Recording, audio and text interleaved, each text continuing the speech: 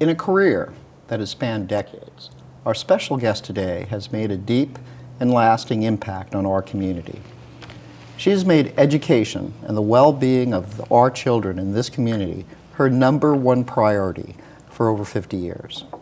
Teacher, principal, educator, school board member, community leader, Barbara Harvey has truly and without question been a great asset that Manatee County can be very proud of. Ms. Harvey, thank you very much for joining us today, and it's such a pleasure to have you here. Thank you for inviting me. I want to read a few of the accomplishments and the accolades that Ms. Harvey has received, and be able to read that would be kind of extensive, but allow me to name but a few. First of all, Ms. Harvey has been on the Manatee County School Board for 16 years. Yes. She's the volunteer executive director and one of the founders of Educational Consultants Consortium. She's direct, and some of her awards include the Pathways Christian Fellowship. She's a choir member. She's the Alpha Kappa Alpha Sorority charter member of the local charter. Very involved with the United Negro College Fund for many, many years. And she's also received the Alpha Kappa Alpha Sorority Award, the American Association of University Women Leadership in Education Community Service Award, the Delta Sigma Theta Sorority Service in Education. She serves on the Drug-Free Community Task Force Board of Directors, and for FAMU, the Florida Agricultural and Mechanical Universities, the Lifetime Achievement Award, Kappa Alpha Psi Fraternity Citizen of the Year, Distinguished Educator from the Lynx Incorporated, Outstanding Service from the Manatee Chamber of Commerce, received the Champion of Education Award from the United Negro College Fund, and the list goes on. The West Coast Conference of Women's Missionary Society, Shining Star for the Community, and among all the church awards that you've received as well. And the accolades are not only well-deserved, but they recognize the efforts that you've put forth throughout your career, Ms. Harvey, and congratulations on all these significant achievements. Thank you. Well, let's talk a little bit about, because in a career that spanned 50 years, it's certainly a lot to talk about. But let's find out a little bit about you. Now, where are you from originally? Originally, in fact, I am one of the few Floridians you might meet. I was born in Sanford, Florida. My mother and father graduates of Crooms Academy, and I too am a graduate of Crooms Academy. My father was killed in a train accident 1 month prior to my birth. So I was raised basically by my mother and my grandmother. In Sanford, enjoyed life in a neighborhood, a black neighborhood, of course, but a family neighborhood, and I'll put it that way. Well, tell us a little bit, as growing up in Sanford, what kind of student were you? Did you enjoy going to school? I mean, it must have made quite an impact on you at that young age. I started school at 4. We didn't have kindergarten. It just was not available during that time. So I was taken, as several of my friends, taken to school at 4. And basically, it was a babysitting kind of affair in Midway, which is a part of Sanford or Seminole County. And I began to learn. So I was able to be promoted from first grade to second grade. And it worked out fine. The only exception was that I had to have a nap when other children maybe didn't. So at 5 years old, I was promoted to second grade. And it worked so that I continued to learn. And it wasn't until I was in third grade that they found, oh, it's unfortunate, but although she's the size and she looks like she should be in third grade, we're going to have to move her back to first. So then I was sent to Hawkinsville, Georgia, to continue school in 3rd through 6th grade.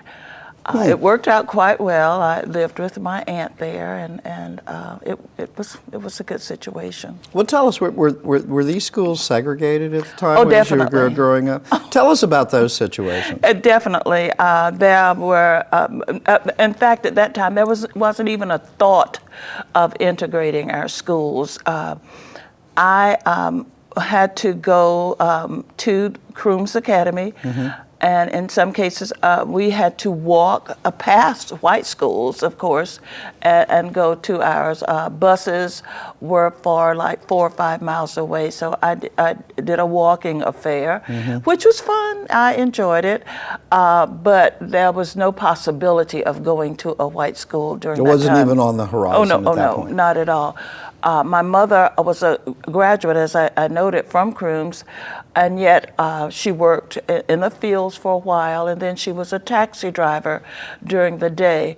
But in the evenings, she cleaned offices, and I remember distinctly cleaning the office and bathrooms with the colored and the white on them. So it was interesting because I'd always wondered what was in that white bathroom. It is so different. Yeah. And so I did do the cleaning of those bathrooms, and I started that process when I was about 8 years old with her as we made away. But I would say, and I've heard you talk about this before, but the level of instruction and the inspiration that you got from your teachers as you were growing up in these segregated schools was exceptional. Oh, yes.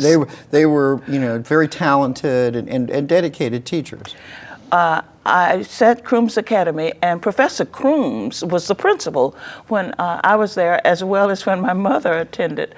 And as a result of it, there was no way of getting around it. You forgot your pencil, you walked back home and you got it. And then you were possibly paddled along the way. My mother never needed to worry about where I was because either I had to be at school or there was a phone call to her that, your child isn't here yet, she's late today.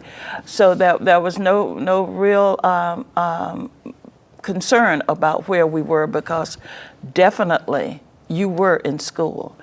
Now, I decided, though, at an early age, I didn't really like this school situation, so my mom said that was fine, I could drop out. And so, but if I dropped out, I would of course have to go to work, and she put me in the field for 1/2 day. And I did not miss a day from school. That was in 7th grade. I did not miss another day out of school. I graduated not missing a day because that was not my choice. It made a great impression on you. It certainly did. Thank you. But growing up in segregated schools, you persevered, and those were challenges that one had to go through. And tell us about, as you went through your elementary into your middle and high school years, did the situation change, or was it pretty much the same, remain the same? Well, I was in high school when it was decided that there would be integration. Mary McLeod Bethune was a friend of Professor Crooms, so she came to speak to our school. She told us that very soon we would be actually going to school with white children, and that we had to make our mark and be sure that we were doing the right thing academically. And of course, when that decision was made, I was in high school, and I thought that it was going to be the next day. I was very, very concerned that it would be the next day, and I wondered how I was going to be getting to the white school, if they were going to have bus stop and the whole bit. But of course, I went through high school and graduated, went through Bethune-Cookman College, university now, and still there was nothing of that nature. It was when I graduated at 19 from college, I started teaching in Manatee County, that eventually the governor was here to make sure that there was no integration. So I went through that whole process. Interesting, yes, but one that I would not like to repeat. So as a high school student. Here you are expecting to slowly get into the integrated schools, and so the phrase "all deliberate speed" really didn't apply at this time. Well, deliberate was in there, but that really did not mean today, tomorrow. What did you enjoy about high school? What were some of the things that you remember with fondness? Well, believe it or not, I went to football games and the whole bit, and I was a cheerleader. Yes, there were fun activities. I enjoyed math. I've always that has been one of my favorite subjects. Some of the things that we did, though, as the books were, of course, whites got the books first, and as they got new sets, then they would pass the old books to us. And one of my jobs was to erase the names and the whole bit, and we would get messages, not so kind messages from the white students. In the books to us, that were in the given books as we erased. I didn't enjoy that, but that was one of the things that I did. We were paddled, by the way. Disciplinary. Yes, the discipline was very strict. But in my case, when I was paddled at school, I also was paddled at home because my mom felt that school was the place that you're going to learn, and that's what I send you there for. And that kind of discipline, was pretty common. It was a way of life, because that was the way to put kids and allow students to say, hey, listen, you're here for a purpose. Yes. I'd like to note one more thing. During my elementary years, Sure. my mother allowed me to go to New Jersey to see a great aunt who was a former slave. And it was it was so interesting. And it's something that I always remember. I remember her, and I remember her skin, because it was just like leather. And as I touched her, my concern was, why is her skin that way? And I later found that was from sunburn, as she worked in the fields. Very interesting. And what a great opportunity to have someone in your family who persevered through slavery and have the opportunity to meet her. What a great opportunity. I'm sure that's made quite an impression upon you as a young girl. Well, as you went through high school, and here you are, very good in math, and enjoying and very studious and dedicated, there came a point where college was on the horizon. Tell us about that process and your efforts to go to college. First of all, it wasn't a choice as to whether I was going to go to college. What I heard almost on a daily basis was, your grandmother went to 6th grade. I went to high school. I graduated high school. You will go to college. Yeah. I was only 15 at the time, so I didn't have a lot of choices. In fact, at the time, there were only 3 black colleges, and I couldn't, of course, go to a white college. And Bethune-Cookman College was the closest to our home, and I went to Bethune-Cookman. Very glad I did. And what a wonderful school it was for you.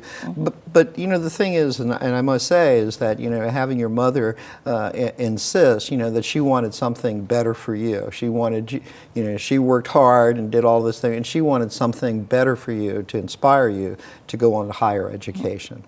So here you are, a young girl, and you're still in Sanford. Is that correct? Yes. And you get the letter from Bethune, and you're going, I'm going away to college. How did that feel? It felt very good, but unlike what is happening now, there was no possibility of borrowing money, because blacks didn't, you really didn't get that opportunity. So my mom actually took on the job of doing several jobs to make sure that I did get through college. She actually paid for it.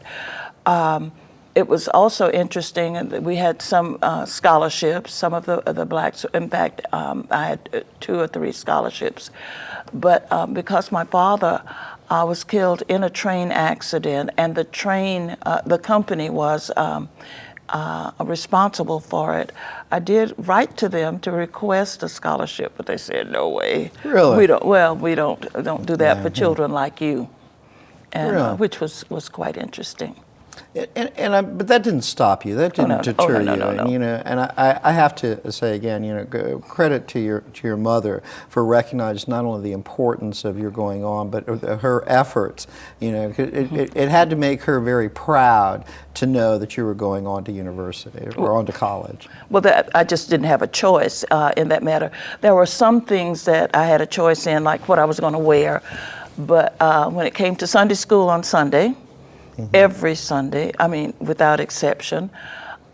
Even if I was ill, I went to Sunday school, because if I didn't go to Sunday school, I did not go out to play for a week. Oh, really? Oh, yes, that was so Sunday school and church, as well as education. Exactly. You don't. How important that was for your family and for your community. I wasn't allowed to bring C's home. Oh, well, that's another so point. that said a lot. So you got to Bethune-Cookman in what year, if you mind? No, I don't mind. 57. That 1957. was a long time ago. It wasn't that long ago. It wasn't that long ago. So you got to Bethune-Cookman in 1957, and it had to be kind of a great experience for you to walk onto a campus and see all these young men and women, very studious, dedicated to their studies. Give us your impression of not only what was happening at Bethune-Cookman during that period, but where you went into. How did you direct your studies? During that time, I had no choice but to excel academically. I was 15, and the possibility of me not doing well in college was just not there. I immediately was tapped to work in the dormitory, which worked out I was able to be a receptionist there, but I was also able to do my studies. Good. I was one of 20 students selected to visit moral rearmament, so I had my very first plane ride to actually talk about the school in Mackinac Island, Michigan. Wow, what a treat that must have been. It really was. It was a situation that I was one of the ambassadors selected my freshman year. So I spent some time there with that organization, but I also got a chance to talk about Bethune-Cookman and some of the advantages students received there. So you were actually an ambassador for the college during that time. Of course, I pledged my sorority. I had to have the academics to do that, and very, very full life at the college. Well, that must have been a fascinating trip to go to Mac. What time of year was that? It was spring, so I was very comfortable, yes. Yeah. Mm-hmm. Well, tell us a little bit about Bethune-Cookman. It was one of the major black universities of the time, still is. Tell us about something about the school itself and what an impression it made on you. The school was about service. We had to provide service. We basically were told you will have, first of all, community meetings. And community meetings at that time was a situation where on Sunday afternoons, 3 o'clock, the choir would play. You would march with a blue suit, red fox stockings, and pumps. You would march to community meeting. Your chair would be marked, and you would be marked present or absent. And your organization or individuals from the community would actually talk with us, talk about character, talk about integrity. And it was drilled into you that if you were going to make a difference, you had to have the character of Christ. You had to look at him as a servant leader, and you had to be a servant leader. And I think that really touched me. I've been going to Sunday school, so it was really a part of my lifestyle. Martin Luther King came to, he was a speaker at, yes, I got a chance to actually shake his hand. What an honor that must have been. Well, it was a case that you didn't have a choice of going to these meetings. You missed 2 meetings, and the joke was, Mrs. Banks would have your suitcase packed and you'd be going home. And I did see her send a few people home. So we were forced to go, and I'm so glad that we were. It was that kind of character building that we needed and we still need today. But if we could, I just want to go back and just take a moment, so Martin Luther King Jr. comes to Bethune-Cookman, during the 50s there. Was he at that point, that national recognition figure that he became? Yes, we read about him in the paper, we heard about him, but he had not gotten to the height, of course. And what he was telling us is, we're going. And there are going to be some changes made, and you can be involved in this movement. But the emphasis, as I recall, was nonviolence. You can do this. We will do this. We'll work together. It's a united effort, but we will not have the violence. Well, I can imagine, and I'd like to hear your thoughts on this, is this environment of service and community and giving back, this rich environment of young black men and women working together, it really made that lasting impression on you as you continued your studies and you moved towards your graduation. But those values of character and commitment have always stayed with you. Would you say that's a fair assumption? The values are here, but not only have they just stayed with me, I think that level has mushroomed.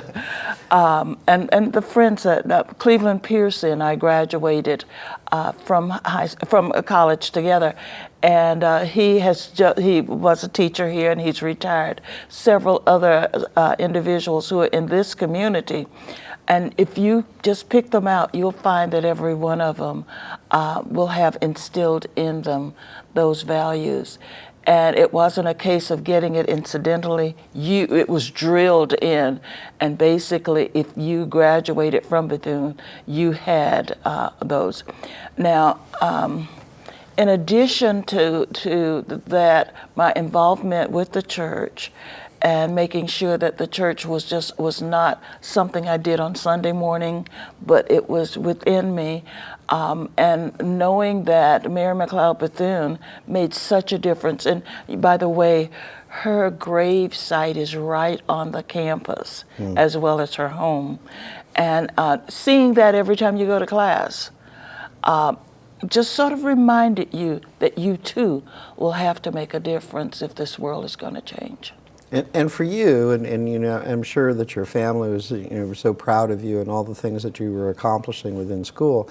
But for you, those qualities of character were shaping and were forming and were solidifying. And with your involvement in the church too, it was that kind of community effort and the church effort combined were hardening that diamond, so to speak, and that would be a nice analogy if we could use that. So as you move through college and you're thinking, I need a career. So how did you decide to go into education? Oh, I was born a fourth grade teacher. That's quite true. I know it sounds strange, but I can never think of a career that I would rather have. Even as a child, I taught my dolls. And I had dolls, lots of them, and I taught every one of them. That all of my friends knew that I would be a teacher. And I think, if it's your passion, right? And God gives that to you, then you move in that direction. That was not a question. So as you're going through college, you know that you're going to be into education. You want to become a teacher, and you graduate, and it's a significant achievement. I'm sure your family was so proud of you to do that. What happens next? You're there at Bethune-Cookman. How did you come to Manatee County? Take us through that path. Actually, I tried to get a job in Seminole County when I graduated, but I was 19, and Seminole County was not ready to write Tallahassee to get permission for me. Plus, my mom was saying, "Baby, you need more. you've got to get, because I was really a mom's child. And it was, a lot of it had to do with the fact that I was so young. And there were times when she had to actually come to pick me up to bring me home, because there were times that we did not ride the bus. That the bus boycott really became nationwide affair. Correct. So we didn't sit in the back, and we didn't ride it at all. And my mom and I were very close. So I had a friend, Mildred Jenkins, who was already working here, and she said, come on and apply. I came here, I applied. Olga Brown was in school at the time. I talked with her on the phone. She was the principal of Memorial Elementary School. So she did have a position. She offered me that position. It was interesting to note, however, that the human resource individual indicated that, well, if you don't get this job, you can always work at Tropicana. And I'm thinking, I was born a teacher, and I did get that job, and I was working here in '61. Yes. Now, the schools were still segregated. Oh, definitely. And they were still segregated. Yes. And all black children went to the all black schools. Yes. And so this was '61, and you started out at what grade level as a teacher? I was born a fourth grade teacher, and I've always taught fourth grade. That's so always have been in the fourth grade. Yes, I've always taught fourth grade. I want you to know that at that time, we had the most caring parents. Many of our children were bused from even parish. They were bused past 2 white schools to get to Memorial Elementary. Our kindergartners, and by that time we had kindergarten, those children had to ride on the same bus, of course, with our high school students from parish. And those babies would come there at 7:30, and they'd go to sleep. But we made provisions for them. We had no choice. But I'd like to just note one of the parents, Mrs. Dunbar, lived right across the street. And if it would rain, she had 5 little children there, and she would come over with 5 raincoats to get them home. And most of our parents during that time were so concerned about the education of their children. One phone call did it. You know, if it was a case of no homework, just a phone call. And those parents were saying, I want the very best education for my child, and they noted it. And you know, I think that's significant to note is that, you know, there was a generation who knew that education for their children was their best opportunity, you know, for a better life, Yes. for a better job, you know, for a way to, you know, improve their standing. And I think that generation of forcing, you know, kids or demanding that, you know, young people, you know, live up to their expectations was really important, and it really made a big difference. So you're a 4th grade teacher, and you're at the Memorial Elementary. Where was that located? Where was that? It was really on the west side of what is now Lincoln Middle School. So on the west side of Lincoln Middle, Yes. over by Lincoln Memorial High School, which Yes. we'll talk about that in a little while. So you were there in the 4th grade, and you probably loved every moment of being a teacher. Almost every moment. Listen, there is a passion. You know, God gives everybody one. That's my passion. That's my element. I mean, we had so much fun. My children had fun. We had and many of them will remember, it was called the Fancy Fruit Fraction Frolic. And we would go outside, we'd take the fruit, we'd cut it in half and then quarters, and our children learned fractions that way. We enjoyed school, not only there, but at Palmasola. When I was transferred, well, we'll talk about that. I was transferred to Palmasola. Well, during that period of time, you know, I mean, during that was the last legs of segregation, moving into integrated schools. But Memorial remained a segregated school up until what year was that? I don't recall. Was it toward, but they eventually closed that school, is that correct? Yes, yes. All of the students who were attending Memorial were either bused to Miller or Palmasola. Well, at that point, as we move into the 60s, and I think you referred to it earlier, it was a time of turmoil. It was civil rights was, beginning to be, the most important issue that the country faced, and here in, Manatee County, throughout Florida as well. But there came a time here in Manatee County where the actual governor of the state came to Manatee County and went to the old school board, Claude Kirk, and said, I'm shutting down the school board. We will not have integration in this community.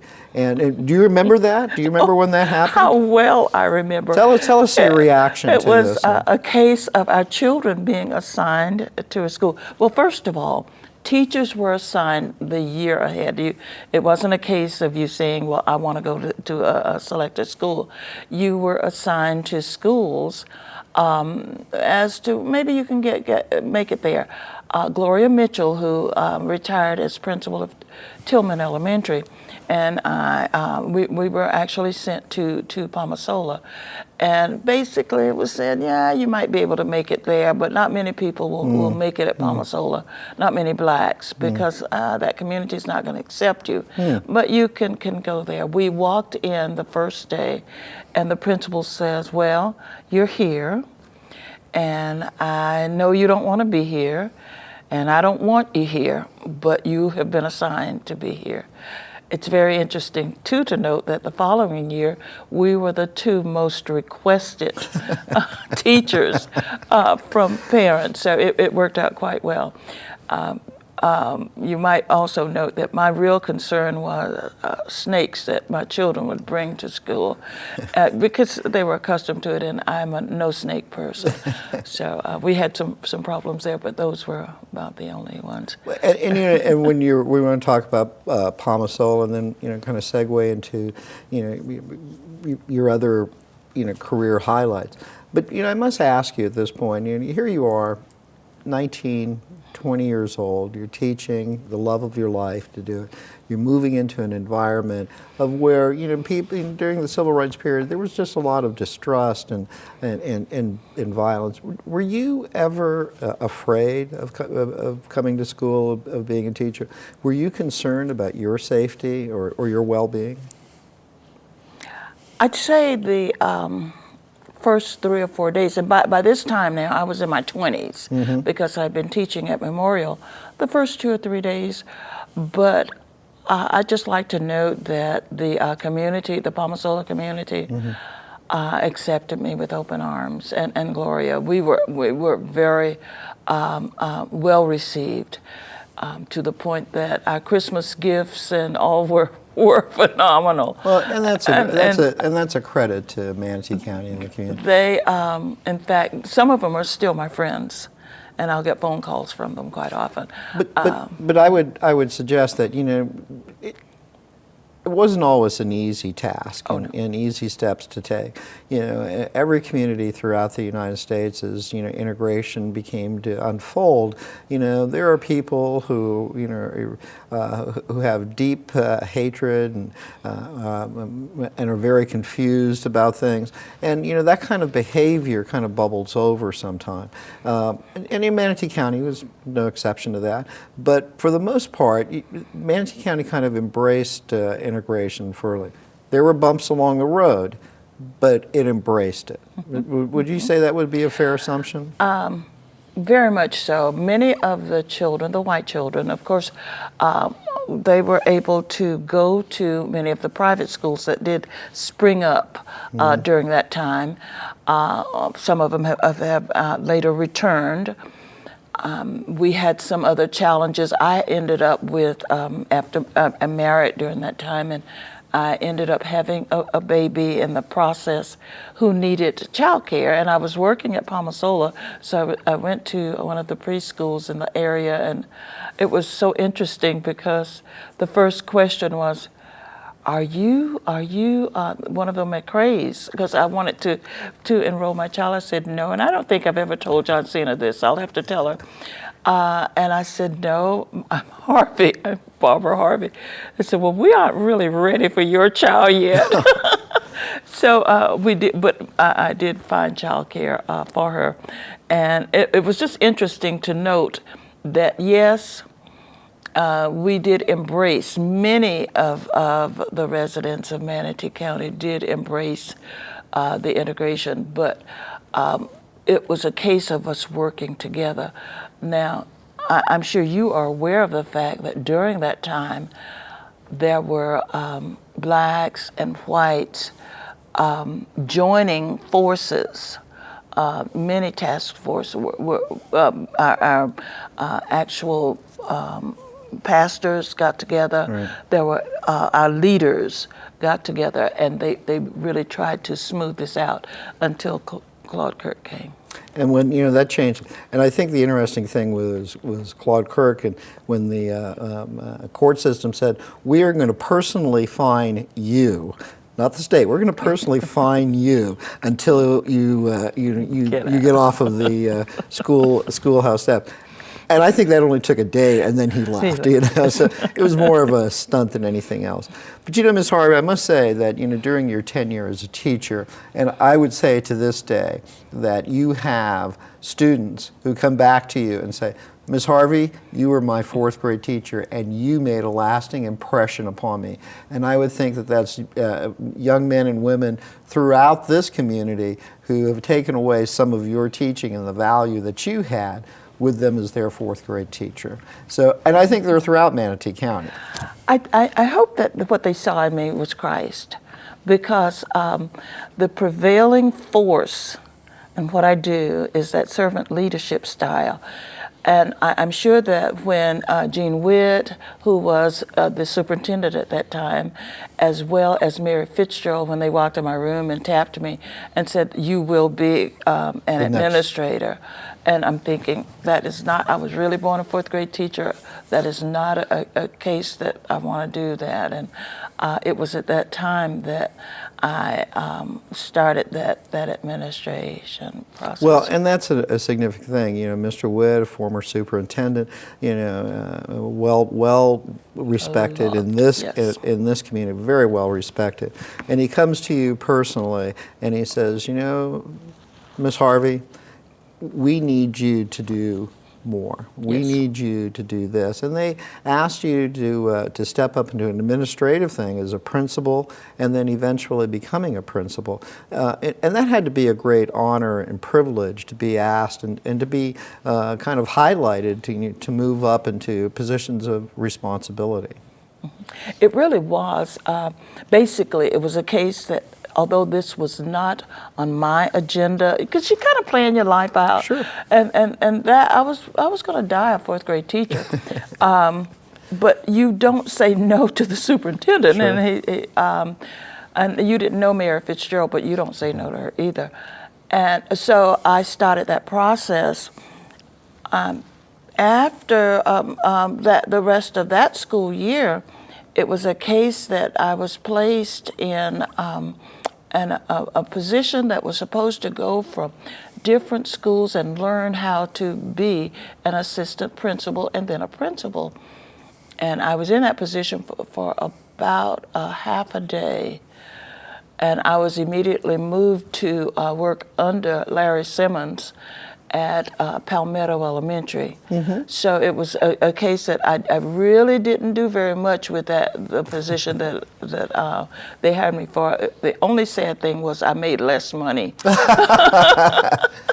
But it happened, and it worked out quite well. One of the significant things, and you're aside from being the assistant principal at Palmetto for many years, you went on to become the principal at Jesse P. Miller Elementary School for almost 10 years, or over 10 years. Yes. Remarkable, and that place holds a special place in your heart. Tell us about that involvement with Jesse Miller. And I don't want to become emotional, but of all of the places I've been in life, those 10 years at Jesse P. Miller, hold a special place in my life. We were family, and I would tell you at that time we were the most requested school in Manatee County. We had situations where parents would actually have their children, put them in the preschool, the same preschool that told me no, put them in the preschool so that it would be a segue into Jesse P. Miller. And that's how well thought of the school was. My teachers, in fact, I still have contact with quite a few. Pat Cons we worked together, and it wasn't a case of me being a principal and them working under me. It was a case of a team working together to solve the problems, and we did just that. We won the state Little Red Schoolhouse Award. We worked to do what's best for children. And I think we had probably the first staggered schedule because we had some teachers who were morning teachers. And because we wanted them to feel comfortable, come in the morning. You may come a half an hour early, and you leave a half an hour early in the afternoon. Right. But that also afforded us the opportunity of welcoming children early whose parents had to go to work earlier. And then what a great idea. I recall working with King Middle School, and we had one of our children who academically was great, ready for middle school, but after 3 or 4 weeks there, she was not ready socially. So we taught, she was a 6th grader, and we were able to teach her at Miller. She just flourished, and then after she passed those 6th grade skills, went on to 7th grade, and she was ready. But we did that individually for children. Our goal was we care about children, and we will do whatever it takes to make sure that your child succeeds. And I've heard, comments, about your leadership during as a principal, that you cared about the success of each and every child. And you imparted that to your teachers, that each and every child needs that kind of dedication and focus. And then by creating that team environment, you helped all those children that came through Jesse Miller to be successful and to move on. And that in itself is the leadership that you provided, to help that school blossom and flourish. Thank you. One of the last things I'd like to say about it is we had children who were bused from Palmetto. And so we took a bus of teachers. We went to Palmetto, and we had parent conference there, and the parents came, and it worked out quite well. The parents came, and it opened a door so that parents knew not only what's going on at that school, but they felt comfortable coming. We were able to even get bus tickets so that parents, if they had a parent conference, they could get to the bus. They had a ticket from the school that they could actually come, have that conference, go back, even volunteer if necessary. Well, those are the same kind of innovations and initiatives that you've always tried to be a part of, to try to reach out to be not only a part of the community, but to involve families and parents in their children's education. So, a very successful 10-year tour with Jesse P. Miller, but the schools weren't quite done with you yet, and they tapped you to become the director of elementary schools for Manatee County, which was the oversight of all of the elementary schools at that time. And that was a significant responsibility. It was. And because there were a lot of schools were kind of uneven at that time, and there was a lot of disparity perhaps among the schools. What were the challenges that you faced as the director of elementary schools? My concerns or my challenges went from schools, many of our schools, and at that time it was mostly West. If that teacher said, I really would like to have a computer, if it was a West school, they'd have a computer for every child the next day. The East schools opened during the time that I was director. Our Carter schools, they could say that and maybe one would be taken away.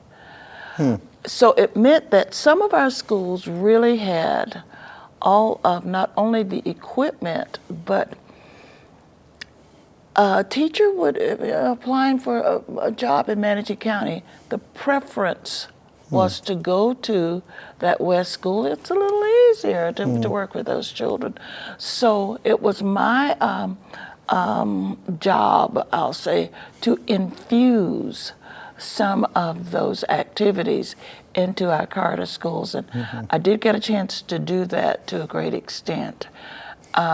It was a case of because I built a relationship with my West parents. Right. I could talk with them to the point, and they were willing to actually work with some of our other schools. So it became a unifying effort. Well, my and I 5 think years that's there. and I think that's really important. And, that's part of the qualities of character that you've had, throughout your thing is to unify people, bring people together. And having a diversity of the different schools within the county, it was really important to have that leadership from you to say, let's kind of raise all boats together.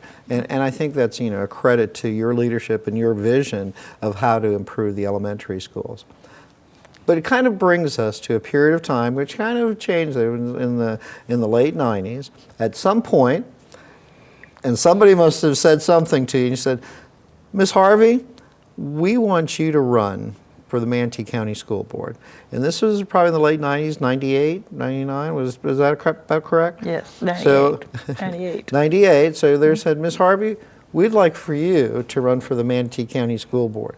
Did you tell them that they were crazy at that time, or did you say, well, I can make a difference? How did that I did not say that. how did that come to pass when that first run for office? You need to know that God has orchestrated my life. And in 1995, when I retired, my mother was identified as having Alzheimer's.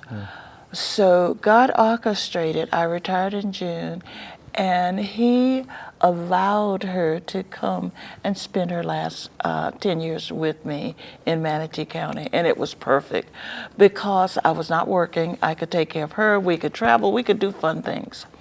And she enjoyed that time. Well, I was in the process of enjoying that time when I started getting phone calls with Mrs. Harvey, you need to run, from people I didn't even know. Then I got a call from Seymour Sales. Late Seymour Sales. Yes, the late with Seymour the Sales. Palmetto Youth Center, instrumental, key person in that community.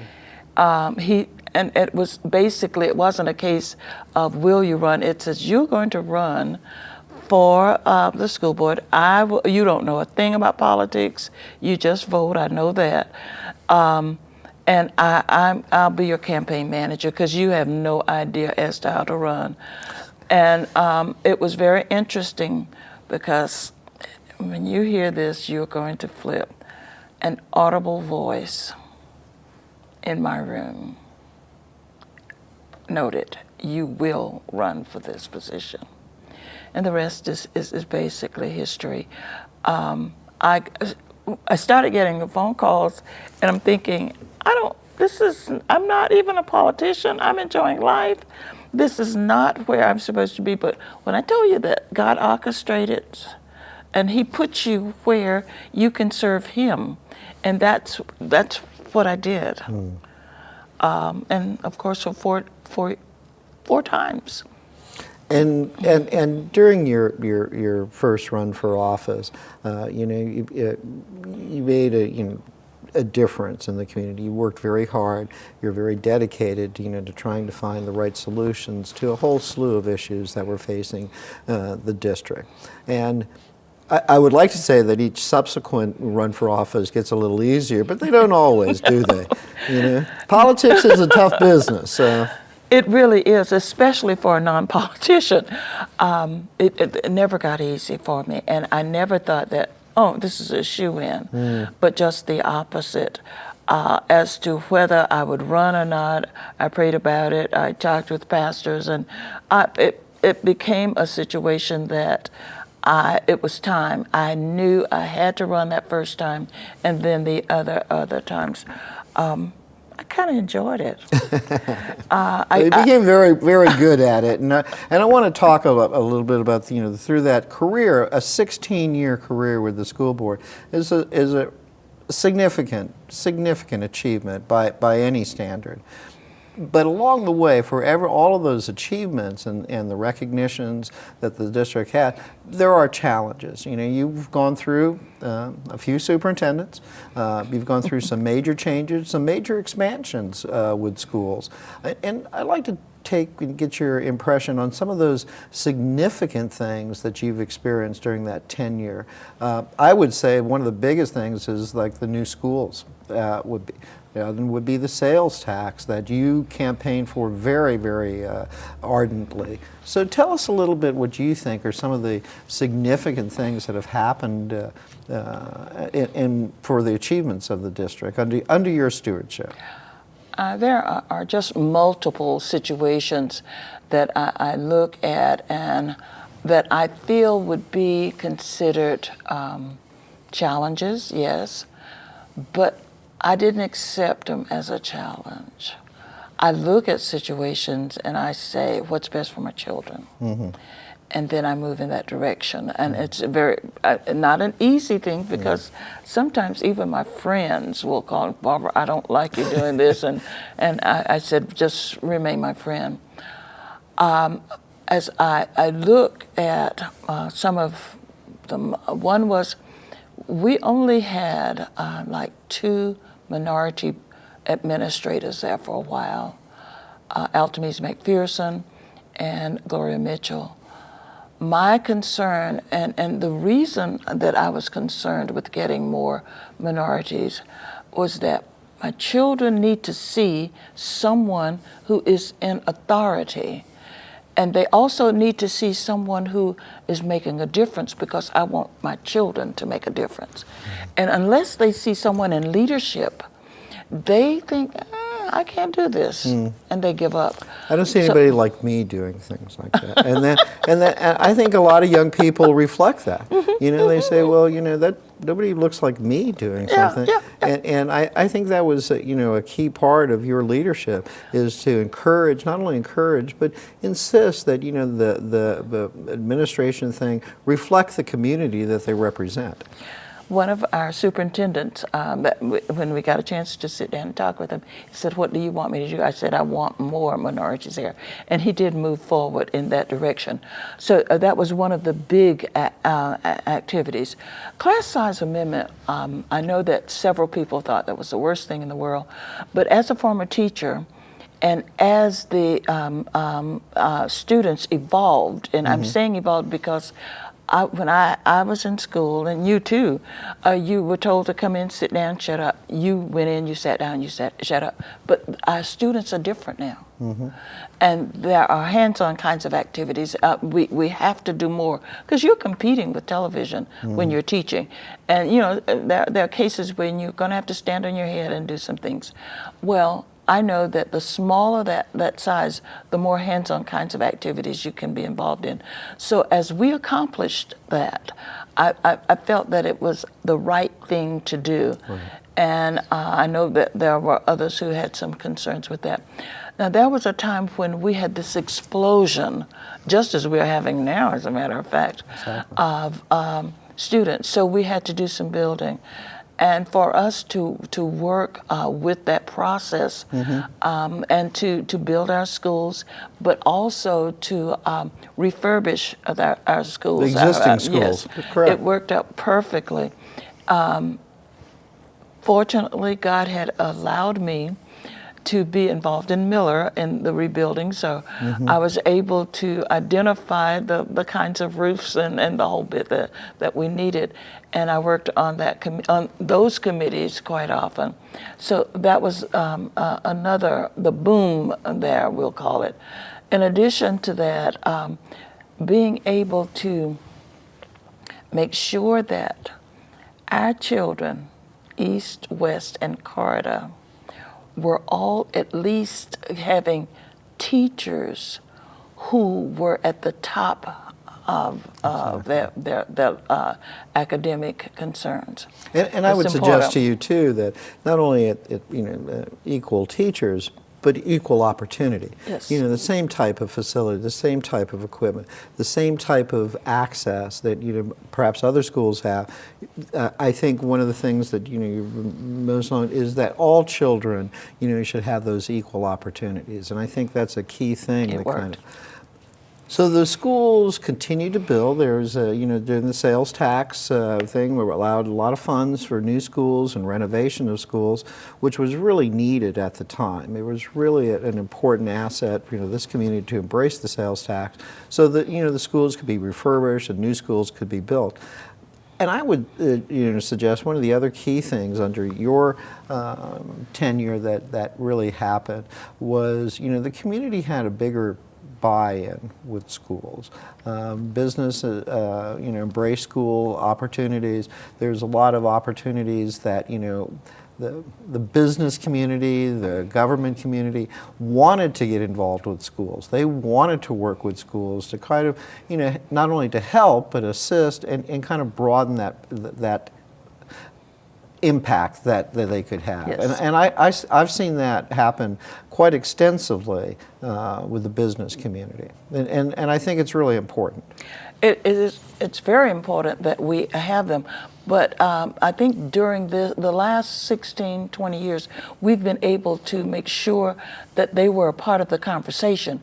And when they are stakeholders, and when they see that the progress is being made, and let's face it, when our schools are doing a good job, we can attract the businesses that we need. We can get the jobs. With new jobs and new opportunities. Yes. And that there's a lot to be said for that kind of leadership that you provided into saying, let's work with the community. What kind of opportunities can we afford our students so they can have an opportunity for better jobs? And I think under your watch too, the new MTI facility was created, and it's a wonderful asset for this community as well. But I wanted to take a moment and talk about something that you're involved in, very specifically, which is a wonderful organization. I'd like for you to take a few minutes to talk about, and that's educational consultants. And that's something that's very near and dear to your heart, and you've done such a great amount of work with it. Tell us what educational consultants is, and the involvement it has with the young people in this community. Thank you. My time in the classroom indicated that there is a difference in our children. Some of our children are bringing a wealth of information with them. They have a cadre of families and all helping them at home. And others are coming with very little. I noticed that the difference in those children wasn't necessarily the color of their skin, had very little, if anything, to do with it, but it was that support from the home and the community. And the Lord basically allowed me to work on the kinds of, and pull together all kinds of activities during the time that I was in the classroom.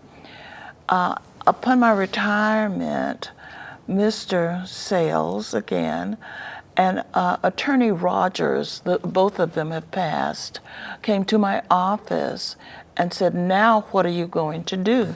You are too young to retire, and you have too much information. So I was able to just immediately expound on my vision there. They accepted that, and they said, we're businessmen. We know how to get you started. You have nothing, know nothing about business. That was true. So we got the process started. We got the support of other individuals, Cleveland Piercy, Doretha Pratt, Mayethel Johnson, and we retired educators got together and started this. Now, our goal was originally to become the segue for parents to go in and talk with schools about their children, find out what's going on. Parents were asking us questions at church Right. and in the community.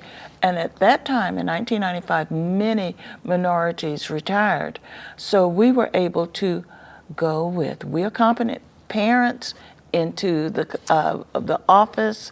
We sat with them, the parent conferences. We were involved in making sure that parents worked with that school. It worked so that in many cases there were like 5, 6, up to 13 professionals who looked more like you sitting around the table, and had we not been there, those parents would have been there alone. See, and I think that's important to kind of include that sense of inclusion, that you can make a difference. You have a seat at the table is just as important as, that getting that Yes. student. You have to have everyone that equal seat at the table. We noted then that parents were finding that my child needs help after school. Right. That parent didn't know how to help that child. So we were able to get some grants, and we still work with them with the tutoring after school. We actually employ teachers to work with our children after school so that they can move up academically. Right. In addition to that, we know that a part of our problem is teen pregnancy prevention. When our children have the burden of a child when they're 13, 14 years old, it is going to not say that they cannot finish high school, but it says that it does make it very difficult. So we infused teen pregnancy prevention into that program. We know that children need to get out of Manatee County. There's a world out there, and unless they are exposed to other activities, other areas, so we made sure that we take them on college tours, and we are in fact looking for money now to take them on tours during the month of November. That is a part of our concerns. Now, some of our children have anger issues, and the world seems to be moving more in that direction, unfortunately. So we do have anger management programs. Now, in addition to that, we actually invite individuals from the Sheriff's Department and from other areas, because our goal too is to make sure that they do not get involved in the drug or criminal kinds of activities.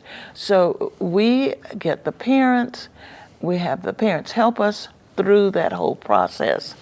And it's making a difference. We have children who have come back, who've graduated from high school, and they're back teaching in this community, and as well as giving. We have social workers and several children who've actually been through the program and now giving back to the community. Well, at your facility, the Anna Gale Center, by any comparison, the efforts that you've put forth through educational consultants has been very, very successful. Children get to go out, they get to go on trips, which is so rewarding, kind of broadens their horizons. But more importantly, you have a place for them to come where they receive that positive, character-building, value-setting type of thing that you found at Bethune-Cookman a few years ago. And we're kind of winding down a little bit, Ms. Harvey, but I want to spend a little time, again, on your tenure at the school board.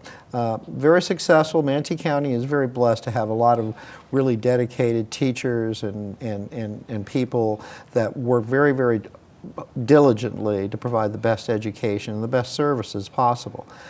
Manatee County has been very successful in a lot of things. Kids go off to colleges, to the top 10 colleges all around the country. But it always hasn't been such a walk in the park for you either. Aside from the political things that a school board member has to go through, there are challenges that you've faced during that 16 years on the board.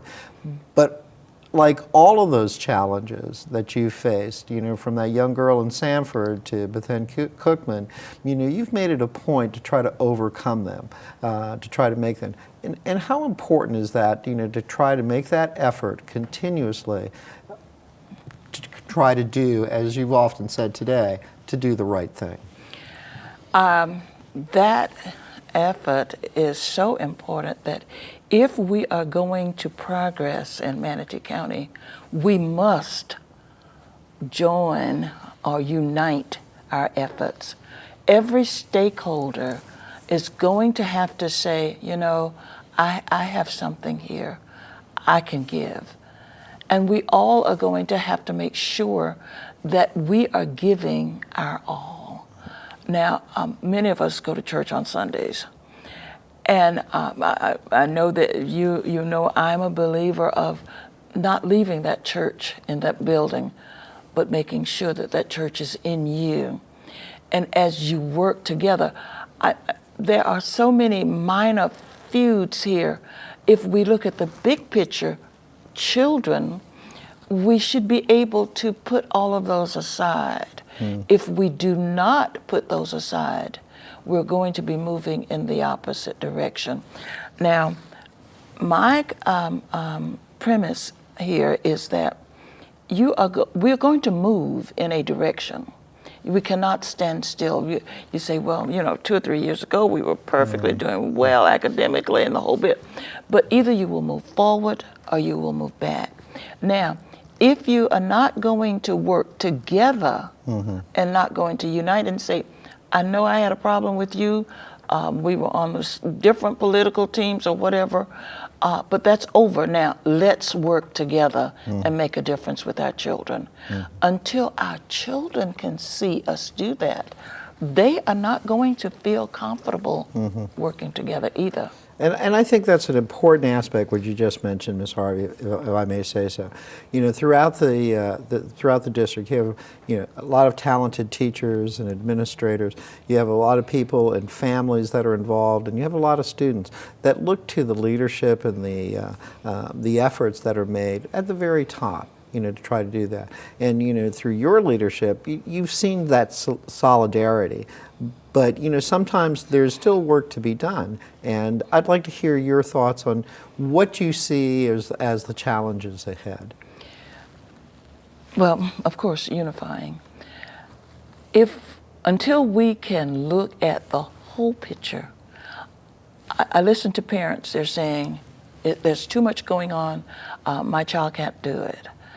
I look at teachers who are saying it's too much, they're throwing too much at us. I look at administrators saying it's too much. And it all starts, of course, in Tallahassee. Right. We are, and until we can step back, reflect, and then say, I've got to do this.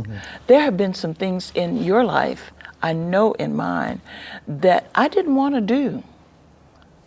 But it was a case that I had no choice. I really don't like driving 70 miles an hour on Interstate 4. You should. Well, but I'd rather do 90. I'd rather do 90, but I have no choice.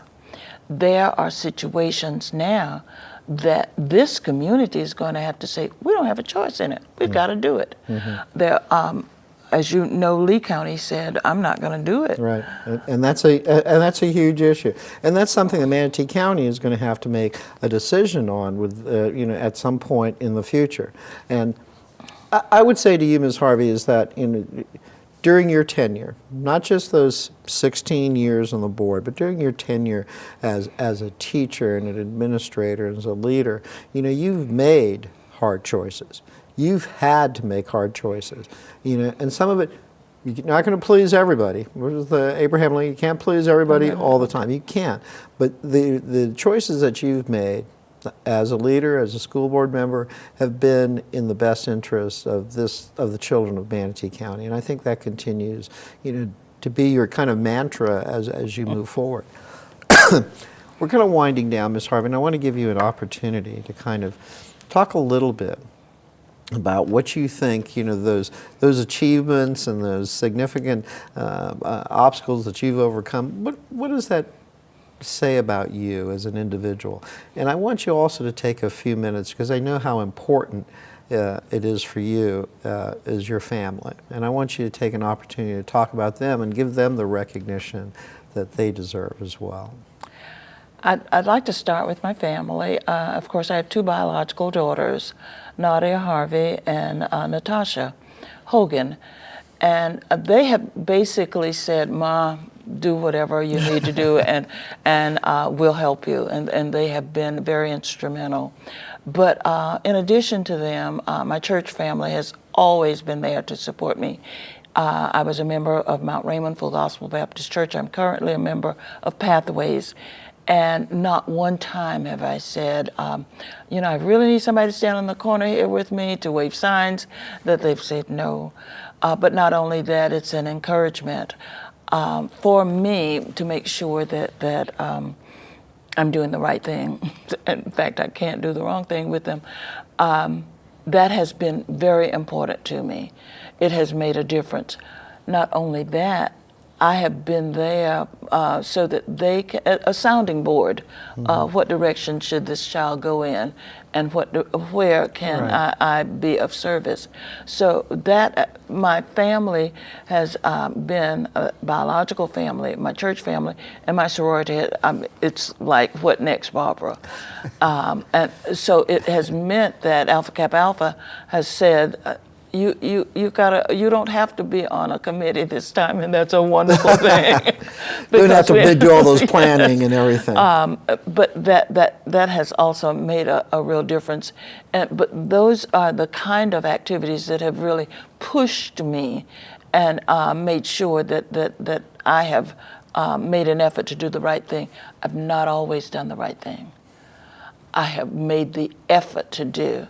And I've also made sure that those children came first, whether I was in my home, and basically I stopped living my life to raise my children, and now my grandchildren are number one. But then in my church, the youth-related kinds of activities, Exactly. and of course in my sorority.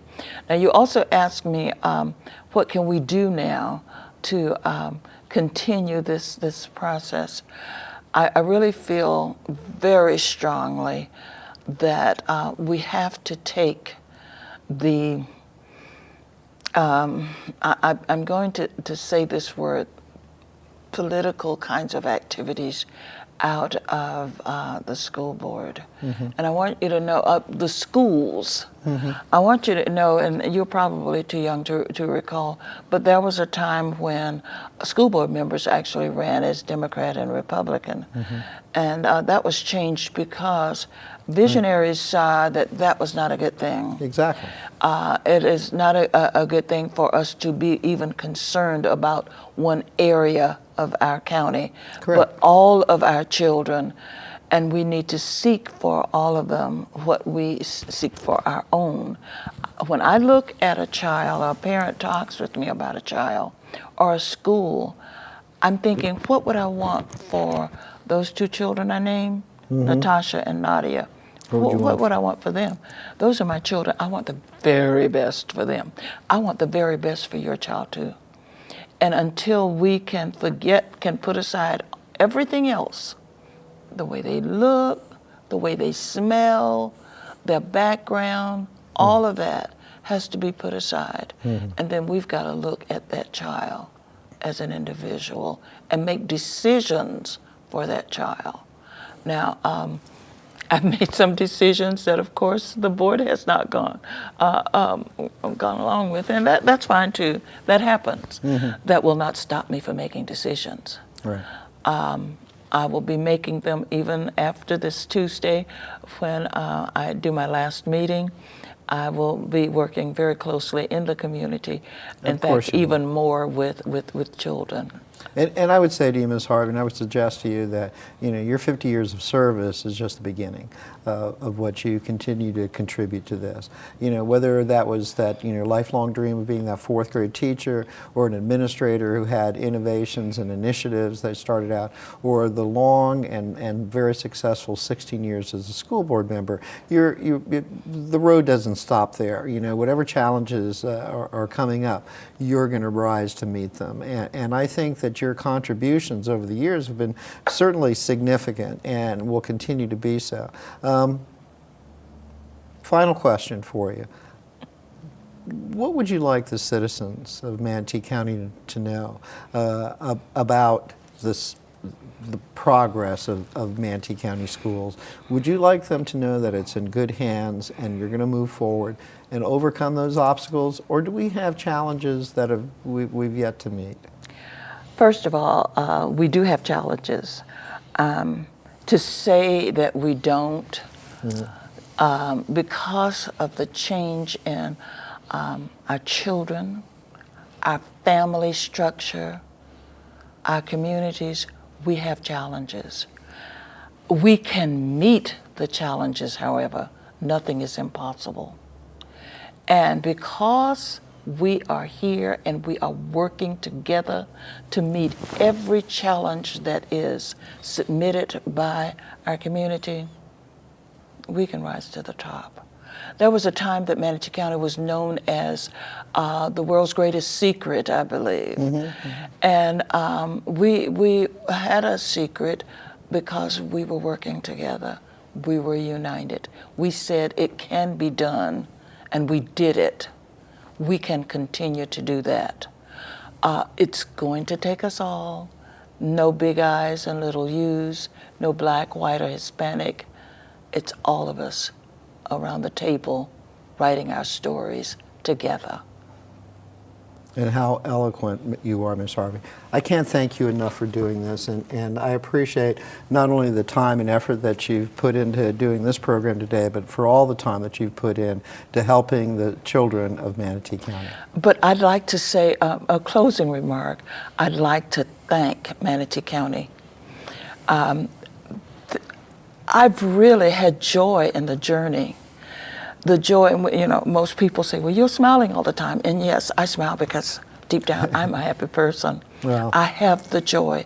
And I have that because Manatee County has afforded me the opportunity to, just my life's passion, work with children and families. And that shows. That shows in each and everything that you do. And I must mention just one quick thing before we close. METV, Manatee Educational Television, we owe you a great deal of gratitude, for everything that you've done on our behalf. And also specifically for your participation in a really worthwhile project that we did with Judge Charles Williams and Judge Durand Adams, which was Brown versus Board of Education. And your involvement in that project, which was a signature project for us, was very, very significant. And you're relating your personal story was something that made that 2.5-hour program just resonate with the public and with this community. And not only do we owe you a debt of gratitude for that, but we owe you a debt of gratitude for all your service, and we deeply appreciate it. I thank you. I thank you for all in this community, for all that you've done to make my life wonderful. I've enjoyed it. Thank you, Ms. Harvey. Unfortunately, we're out of time, and we want to wish Ms. Harvey the very best as she continues in her efforts to help the children of our community. For every child she has taught and inspired, for every teacher she encouraged and guided, for every parent she has listened to and assisted, and for every citizen she has represented, Manatee County owes her a great debt of gratitude for her 50 years of service. Her legacy of hard work, dedication, and integrity will continue to be an inspiration for generations to come. Thank you, Ms. Harvey, for the sacrifices that you've made and for being the best example of a public servant. Thank you for joining us on this special edition of Up Close on METV. I'm Charles Clapsaddle, and we'll see you next time.